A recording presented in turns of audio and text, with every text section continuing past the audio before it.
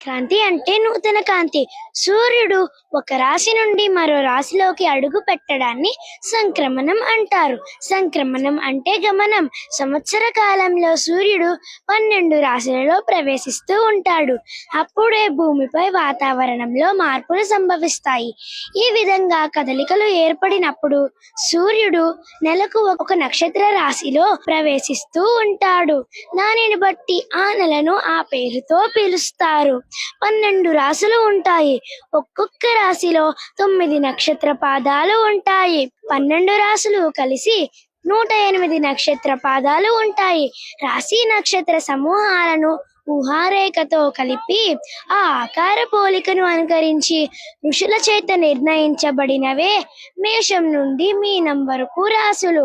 సూర్యుడు ధనుస్సు రాశి నుండి మకర రాశిలోకి ప్రవేశించటం మకర సంక్రమణం. అదే మహాపర్వదినం. ఈ 12 రాశుల సంక్రమణాల్లో సూర్యుడు ఆషాఢ మాసంలో వచ్చే కర్కాటక సంక్రమణం, పుష్యమాసంలో వచ్చేది మకర సంక్రమణం. ఇవి ఎక్కువ ప్రాధాన్యతను సంతరించుకున్నాయి. మన పూర్వీకులు సూర్యుడి సంచారాన్ని 2 భాగాలుగా విభజించారు. సూర్యుడు భూమధ్య రేఖకు ఉత్తర దిశగా ఉన్నట్లు కనిపించినప్పుడు ఉత్తరాయణం అని, దక్షిణ దిశగా ఉన్నట్లు కనిపించినప్పుడు దక్షిణాయనం అని అంటారు. ఈ చంద్రమాన సంవత్సరంలో 6 నెలలు దేవతలకు పగలు, మిగిలిన 6 నెలలు దేవతలకు రాత్రిగా పరిగణించారు.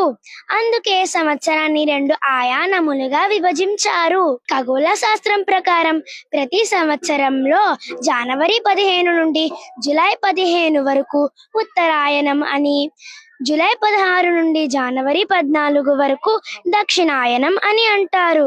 ఇంతటి మార్పుకు సంబంధించిన విశేషాన్ని ప్రజలందరికీ అర్థమవ్వాలని పండుగలు జరుపుకుంటారు. చంద్రమాన సంవత్సరం సౌరమాన సంవత్సరం కంటే 30 రోజులు వెనకబడుతుంది. ఈ 30 రోజులు సవరించి చంద్రమాన సంవత్సరాన్ని సౌర సంవత్సరంతో సమానం చేసేందుకు ఆ సంవత్సరంలో ఒక నెలను అధికంగా కలుపుతారు.